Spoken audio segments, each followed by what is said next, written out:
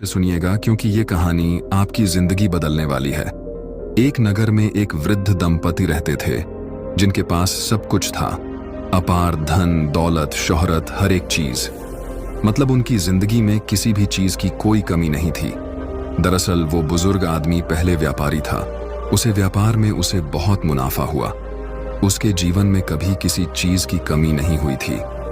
लेकिन अब बुढ़ापे में उसका मन बहुत अशांत रहने लगा। सब कुछ होने के बाद भी वो रात को चैन से सो नहीं पाता था। बाहर घूमने जाता तो मन में कुछ ना कुछ विचार चल रहे होते। जैसे वो विचारों में वो परेशान रहता। उसे समझ नहीं आ रहा था कि अगर वो जीवन में करें भी तो क्या करे। सब कुछ मिलने के बाद भी आखिरी मन इतना अशांत क्यों है। अब मन की शांति मिले तो कैसे मिले। आखिर मैं ऐसा क्या करूं जिससे मेरा मन शांत हो जाए।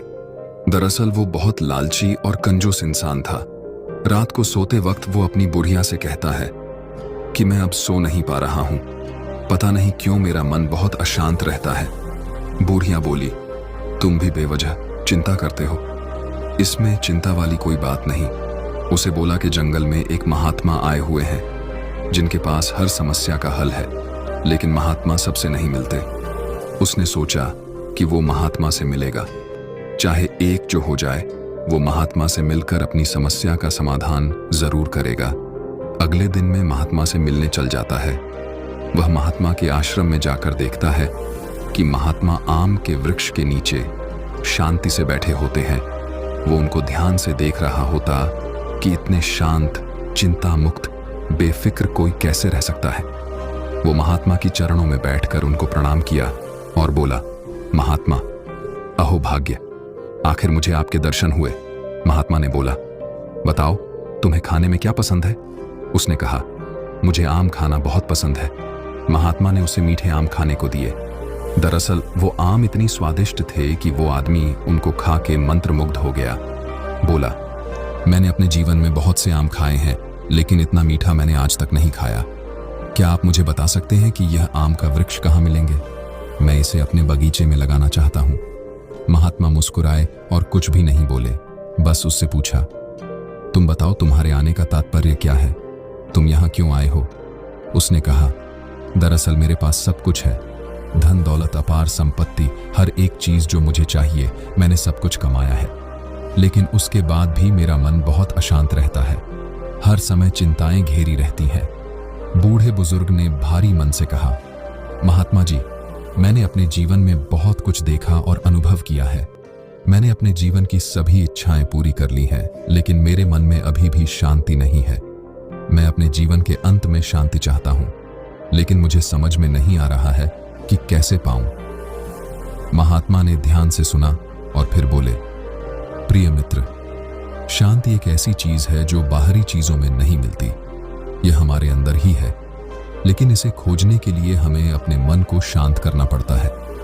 मैं तुम्हें कुछ सरल उपाय बताऊंगा जिन्हें अपनाकर तुम अपने मन को शांत कर सकते हो। महात्मा ने बूढ़े बुजुर्ग को ध्यान, योग, प्रकृति में समय बिताने, संगीत सुनने, सकारात्मक सोच, स्वस्थ आहार, नियमित व्यायाम, अच्छी नींद, प्राणायाम और समाज सेवा के बारे में विस्तार से समझाया। बूढ़े बुजुर्ग ने महात्मा के प्रत्येक शब्द को ध्यानपूर्वक सुना और उन्हें अपने जीवन में अपनाने का संकल्प लिया।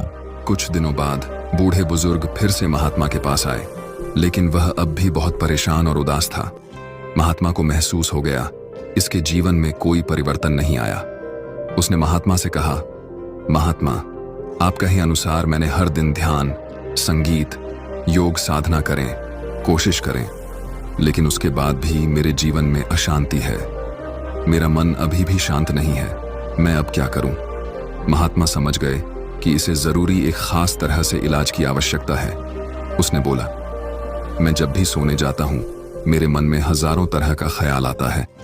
तरह तरह के विचार आते हैं जिससे मैं और चिंतित हो जाता हूं और मैं सर दुखने लगता है। काफी दिनों से मैं से परेशान चल रहा हूं। मेरे पास अब किसी भी तरह का अब इस समस्या का हल नहीं है। इसलिए मैं अंत में थक करके मैं आपके पास आया हूं कि अब आप ही कोई इस समस्या का हल दे सकते हैं। महात्मा बोले, जरूर। इससे पहले तुम जाओ, तालाब में हाथ मुंह धोकर फिर मेरे पास आओ। वो इंसान जाता है और तालाब में हाथ मुंह धो के आता है और महात्मा के पास बैठ जाता है, लेकिन वह देखता है तो उसने कीमती वॉच पहनी थी जो तालाब में गिर गई रहती है। अब उसे चिंता हो जाता है। वो कहता है, महात्मा, मेरी वॉच कहीं तालाब में गुम हो गई, कृपा करके आप उसे ढूंढने की कृपा करें, मैं बहुत परेशान हूं। महात्मा उसे बताते हैं कि तुम्हारी हर समस्या का हल तुम्हें आज मिल जाएगा। वो कहा, नहीं, पहले मुझे मेरी वॉच चाहिए। वॉच के गुम हो जाने से इतना परेशान हो गया कि अपना मानसिक संतुलन। महात्मा, यह जरूरत तुम्हारी कोई चाल है, तुम अपने शिष्यों से कह के मेरी वॉच को दिलवाओ। वॉच के लिए इतना परेशान हो गया जैसे मानो कि बस। तब महात्मा ने कहा, तुम्हारी वॉच मिल जाएगी, तुम परेशान न मत हो। महात्मा बिल्कुल शांत और चुपचाप बैठे हुए थे। उसने कहा, यह चमत्कार कैसा है? इतना सब होने के बाद भी आप चुपचाप कैसे बैठे हो? मैं आपको अपशब्द कह रहा हूं, आपका अपमान कर रहा हूं, आपके बेइज्जती कर रहा हूं, लेकिन ये सब सुनने के बाद भी आप मुस्कुरा रहे हैं। क्या आपको कभी गुस्सा नहीं आता? आपको चिंता नहीं होती? आपको कभी घबराते नहीं देखा? आपका मन आखिर इतना शांत कैसे है? महात्मा ने बोला, दरअसल मेरा मन शांत नहीं है। मैं जिसे आम के वृक्ष के नीचे बैठा हूं, यह वृक्ष ही बहुत दिव्य है। उसने कहा, यह वृक्ष दिव्य है? क्या मतलब? मैं इस वृक्ष के नीचे बैठा हूं। इस वृक्ष में इतनी शक्ति है कि जो भी यहाँ पे बैठ जाता है उसका मन ऐसे ही शांत हो जाता है। लेकिन यहाँ बैठना सबके बस की बात नहीं। यहाँ बैठने के लिए बहुत ही ध्यान, तप और साधना करनी पड़ती है। उसने कहा, अच्छा, तो ये बात है। वॉच के गम हो जाने से उसका मन बहुत और परेशान हो गया। इसीलिए उसने महात्मा की बात नहीं सुनी और महात्मा का धन्यवाद करके वहां से चला गया और बोला, मैं अगले दिन आऊंगा और अपनी समस्या का समाधान ढूंढ लूंगा। अभी वॉच के चले जाने से मैं बहुत परेशान हूं, इसीलिए आप जो भी बताएंगे मैं उन बातों को सुन नहीं पाऊंगा और ना ही उस पे अमल कर पाऊंगा।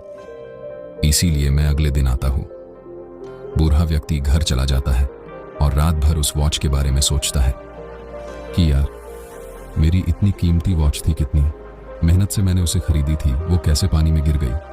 आधी रात उसके यही सोचते हैं बीत गया कि आखिर वो वॉच अब उसे कैसे मिलेंगे। आधी रात के बाद उसके मन में ख्याल आया, अगर वो महात्मा इतना सब सुनने के बाद बिल्कुल शांत और चुप कैसे बैठा था। ये सब उस वृक्ष का कमाल है। लेकिन महात्मा ने कहा कि इस वृक्ष के नीचे बैठने के लिए हमें तब साधना करने की आवश्यकता है, लेकिन ये सब फालतू की बात है। मुझे लगता है कि ऐसा कुछ नहीं होता होगा। उस वृक्ष के नीचे सिर्फ बैठ जाने से ही मुझे लगता है कि मेरा मन शांत हो जाएगा। रात तक उसके मन ही बस इसी चीजों के ख्याल उसके मन में आते रहे। उसने सोचा, क्यों ना, कैसे भी करके वो उस वृक्ष के नीचे बैठेगा और अपने मन को शांत कर लेगा। ये सब कहने की बात है, लेकिन उस वृक्ष में जरूर कोई ना कोई तो जादू है। फिर उसे निश्चय किया कि बिना तब साधना के उस वृक्ष के नीचे बैठेगा और अपने मन को शांत कर लेगा। क्या पता पेट नीचे बैठते हैं उसके अंदर भी शक्तियां आ जाए और शक्ति आते ही वो अपनी वॉच को भी ढूंढ सके। वो रात को सोच रहा था। रात के 2 बज गए। उसके मन में ख्याल आया कि इस काम को सुबह क्यों अभी अंजाम क्यों नहीं दिया जा सकता। फिर इसी इरादे से उसके मन में ख्याल आया कि क्यों ना वो रात को उस आश्रम पहुंचे। महात्मा तो सो रहे होंगे, वो वृक्ष की जगह खाली होगी।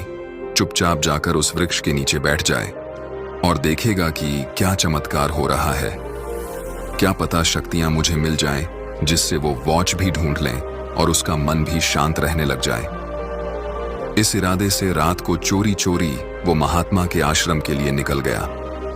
आश्रम जाकर देखा तो महात्मा अपनी कुटिया में चैन की नींद सो रहे थे।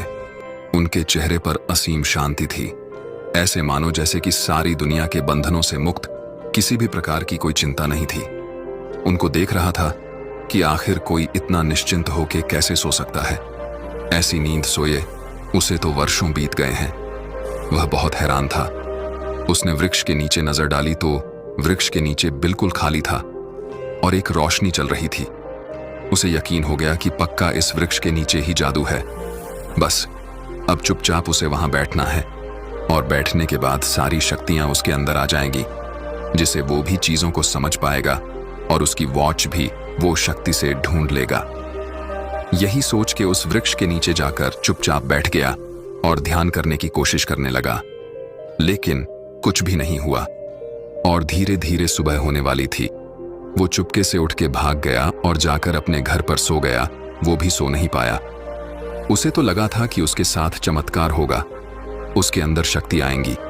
अब वो भी अपने मन के हिसाब से रह पाएगा और उसका मन शांत हो जाएगा और वो वॉच भी ढूंढ लेगा। लेकिन सुबह उसके अंदर कोई भी परिवर्तन नहीं आया। वो वैसे का वैसे ही था। अब वहीं थके हरे नींद में फिर महात्मा के पास जाता है और हाथ जोड़कर उनसे विनती करता है, हे महात्मा, अब आप कृपा करें, मेरा कोई सहारा नहीं है। अब आप ही मुझे संशय से समस्या का हल दे सकते हैं। महात्मा ने कहा, क्या बात है, तुम मुझे बताओ। उसने कहा, मुझे बस इतना बता दीजिए, क्या आप इतना शांत कैसे रहते हैं? आपका मन कभी परेशान क्यों नहीं होता? आप चिंता में क्यों नहीं डूबते? महात्मा बोले, मैंने तुमसे कल ही बताया था कि इस वृक्ष के नीचे एक जादुई शक्ति है, जो इस वृक्ष को जो भी बैठता है उसके अंदर सारी शक्तियां जाती हैं। उसने कहा, झूठ, ये सब बिल्कुल झूठ बात है, इस बात में कोई सच्चाई नहीं है। उसने कहा, कैसे? मैं रात को सुबह के नीचे बैठा था, लेकिन मुझे किसी भी चीज के कोई जादुई शक्ति नहीं मिली और ना ही कोई परिवर्तन हुआ। यह सब बेकार की बात है, आप झूठ बोलते हो। महात्मा फिर मुस्कुराए।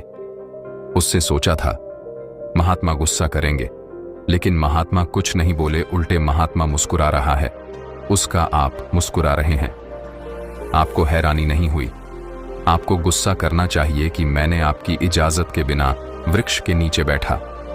उसने कहा, लेकिन अगर बात ध्यान करने से ही सारी मन शांत हो जाता है तो मैं ध्यान करने को भी तैयार हूं। महात्मा ने कहा, नहीं, अब ध्यान करने से कुछ नहीं होने वाला। उसने कहा, क्या मुझे शांति कभी नहीं मिलेगी?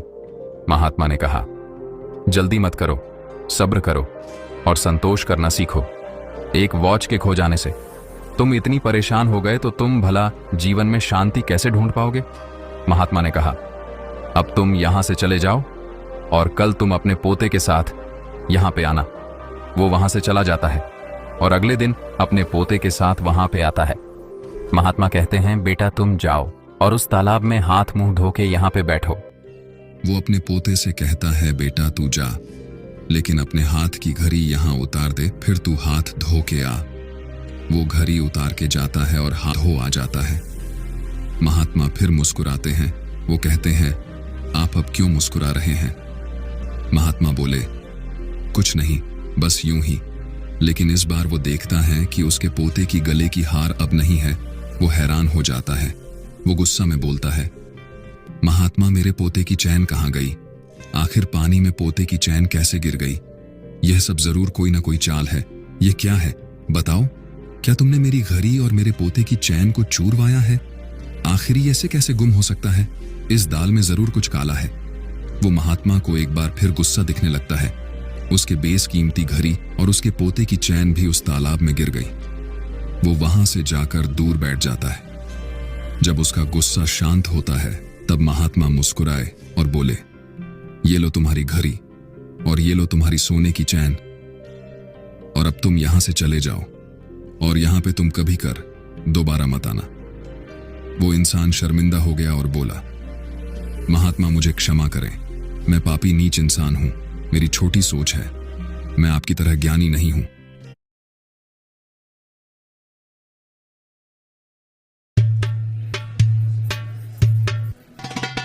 Anyway, show me the ring. मैं आपकी तरह ज्ञानी नहीं हूं, लेकिन मैं जो भी हूं, मैं खुद को बदलना चाहता हूं और अपने अंदर शांति लाना चाहता हूं। महात्मा बोले, तुमको शांति कहीं नहीं मिलेंगी। उसने कहा, महात्मा कृपया ऐसे न बोलें, मैं शांति पाने के लिए कुछ भी करूंगा। महात्मा ने बोला, जब तुम एक घड़ी के लिए इतने विचलित हो सकते हो, तब तुमने जीवन भर जितनी चीजें कमाई है, तुमने उनको कितनी मुश्किल से पाया होगा। जीवन में एक बात हमेशा याद रखना, ज्यादा लगाव, आकर्षण, ज्यादा मोह जिस इंसान के मन में है, उसे शांति कभी नहीं मिल सकती। तुमने क्या खोया, इस बारे की तुम्हें ज्यादा चिंता है, लेकिन तुमने क्या पाया, इस बात की तुमने कभी खुशी नहीं होती। तुम इस कुटिया में आ गए, ये तुम्हारा सौभाग्य की बात है और तुम्हारे जीवन निश्चय ही बदल जाएगा। महात्मा ने कहा, तुम रात को चोरी से यहां पर आए और इस वृक्ष के नीचे बैठे, लेकिन उसके बाद भी तुम्हें मन में शांति नहीं मिली। सोचा है क्यों? क्योंकि शांति कभी कभी जगह या किसी स्थान पर नहीं मिलती। शांति मिलती है तुम्हारे अंदर, संतोष करने से, चीजों को स्वीकार करने से और सबसे बड़ी बात, सच को जानने से। लेकिन जो इंसान सच को जानने को तैयार नहीं, बात को समझने को तैयार नहीं, उसके जीवन में भला शांति कैसे मिलेगी?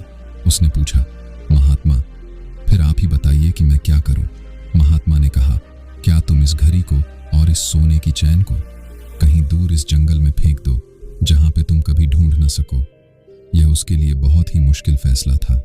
महात्मा ने कहा, अगर तुम ऐसा कर पाते हो, फिर मैं तुम्हें बताऊंगा कि मन शांत कैसे होता है। वो इंसान उस चैन को लेकर बहुत देर तक सोचता है और फिर उसे दूर हवा में कहीं फेंक देता है और वो किसी बड़े वट वृक्ष के ऊपर जाकर कहीं खो जाता है। खोने के बाद 1 मिनट के लिए उसे बहुत दुख होता है। महात्मा कहते हैं, अब तुम इस बात को स्वीकार करो कि वो तुम्हारा नहीं है, तुमने उसे खो दिया और दोबारा वो तुम्हें जीवन में कभी नहीं मिलेगा। तुम इस बात को स्वीकार करो, खुद को इस बात समझाओ कि जो तुम्हारा है ही नहीं, उससे दुहक किस बात का, और तुम उसके बारे में परेशान हो कि तुम्हें कुछ नहीं मिलने वाला है। सोचना बंद करो और खुद को यह बात समझाओ। वह इंसान 2 मिनट के लिए ध्यान करने लगता है और इन बातों को समझता है, और जिससे उसके आंख खुलती है तो वो इस बात को समझ जाता है, ये जो हमारा ही नहीं, जो हमारे हाथ में नहीं है, उसके बारे में सोच के चिंता करके कोई हल नहीं निकलने वाला। असल जीवन में शांति चाहिए तो संतोष करना सीखना होगा, प्रकृति को स्वीकार करना होगा। महात्मा ने कहा, प्रिय मित्र, तुम्हें शांति कभी कोई बाहरी वस्तु नहीं दे सकती। शांति तुम्हें चाहिए तो तुम्हें संतोष करना सीखना ही चाहिए। जब तक तुम्हें यकीन नहीं होगा, जब तक तुम खुद को नहीं समझोगे, तब तक तुम्हारे शांति कभी नहीं मिल सकती। ये जीवन क्षरभंग हो रहा है, यहाँ पे कोई साथ नहीं देता, यहाँ पे कोई अपना नहीं होता। सारी चीज दिखावे की है और सब कुछ मोह माया है। हम शांत इसलिए हैं क्योंकि